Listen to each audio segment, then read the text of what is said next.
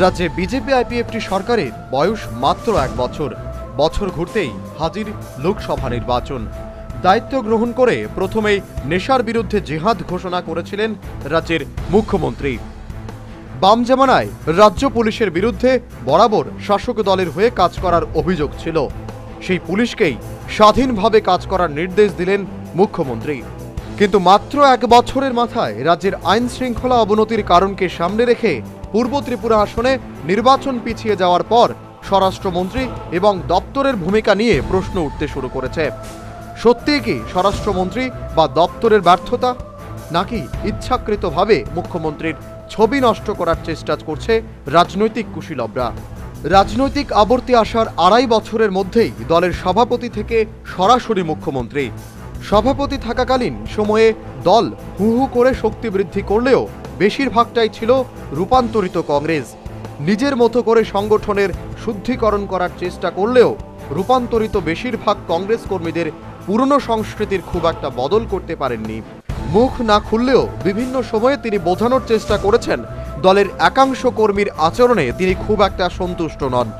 আইন হাতে তুলে নিলে নিজ দলের কর্মীদের বিরুদ্ধেও সমান ব্যবস্থা নিয়েছেন। এমন উদাহরণ রয়েছে বহু। দলীয় সূত্রে খবর, নির্বাচনকে কেন্দ্র করে কোনো ধরনের রিগিং বা হামলা হুজ্জতি থেকে বিরত থাকতে কর্মীদের কড়া বার্তা দিয়েছিলেন মুখ্যমন্ত্রী। তবে কিছু কিছু ক্ষেত্রে যে তার ব্যতিক্রম হয়েছে, সোশ্যাল মিডিয়ায় ভোটে বাধা প্রাপ্তির কিছু কিছু ভিডিও ফুটেজ তার সাক্ষ্য বহন করে।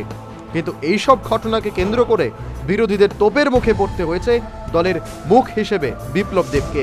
অন্যদিকে সভাপতি হিসেবে যেমন দলের বেশিরভাগটাই রূপান্তরিত কংগ্রেস, তেমনি মুখ্যমন্ত্রী হিসেবে দায়িত্বভার গ্রহণ করে প্রশাসনের নিচু স্তর থেকে শীর্ষ আমলা পর্যন্ত বেশিরভাগই 25 বছরের দীর্ঘ বামফ্রন্ট প্রশাসনের কাজের ধাঁচে অভ্যস্ত।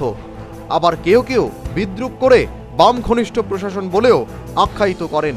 বিপ্লব শুভাকাঙ্ক্ষীদের অনেকের বক্তব্য ছিল, দীর্ঘকাল বামেদের বামফ্রন্ট সরকারের সঙ্গে কাজ করা প্রশাসন নিয়ে কিভাবে তিনি নতুন দিশায় কাজ করবেন। প্রতি পদে পদে তাকে কি হোঁচট খেতে হবে? নিজে স্বচ্ছ প্রশাসন দেওয়ার আশ্বাস দিলেও প্রশাসনের একাংশের দ্বারা তার এই উদ্যোগ বাধাপ্রাপ্ত হবে কি? মুখ্যমন্ত্রী হিসেবে দায়িত্বভার গ্রহণ করার পর থেকে পঞ্চায়েত স্তর পর্যন্ত বেশিরভাগ ক্ষেত্রেই একই আমলারা স্বপদে বহাল রয়েছেন। বিদ্রূপ করে কেউ কেউ আবার এই প্রশাসনকে মানিক সরকারের প্রশাসন বলেও আখ্যায়িত করতেন। অথচ এই প্রশাসন দিয়েই বিগত 1 বছর যাবৎ কাজ করেছেন বিপ্লব দেব। বলেছিলেন কাজের মধ্যে সবাইকে বদলে নেব। তবে রাজনৈতিক বিশ্লেষকদের একটা অংশের মতে আইন শৃঙ্খলার অবনতির বিষয়কে সামনে রেখে নির্বাচন কমিশন যখন পূর্ব ত্রিপুরা আসনের নির্বাচন পিছিয়ে দিল, স্বাভাবিকভাবেই রাজ্যের স্বরাষ্ট্র দপ্তরের ভূমিকা প্রশ্নের মুখে আসে। সমালোচিত হয় স্বরাষ্ট্রমন্ত্রী হিসেবে বিপ্লব কুমার দেবের ভূমিকা। সব দিক বিবেচনা করে এই প্রশ্নটা আসা স্বাভাবিক। দলের মধ্যে রূপান্তরিতদের একটা অংশ এবং প্রশাসনের একটা অংশের ইচ্ছাকৃত চেষ্টার ফলেই আজকে এই পরিস্থিতির সম্মুখীন হতে হচ্ছে তাকে। দল এবং সরকারের মুখ তিনিই। আর এই নির্বাচনকে সামনে রেখে আইন শৃঙ্খলার ব্যর্থতা ও দলের একাংশ কর্মী দ্বারা ভোট দানে বাধা দানের বিষয়টি যদি প্রমাণ করা যায়, তাহলে বিপ্লব কুমার দেবের এগিয়ে যাওয়ার গতি কিছুটা থমকে যাওয়া স্বাভাবিক।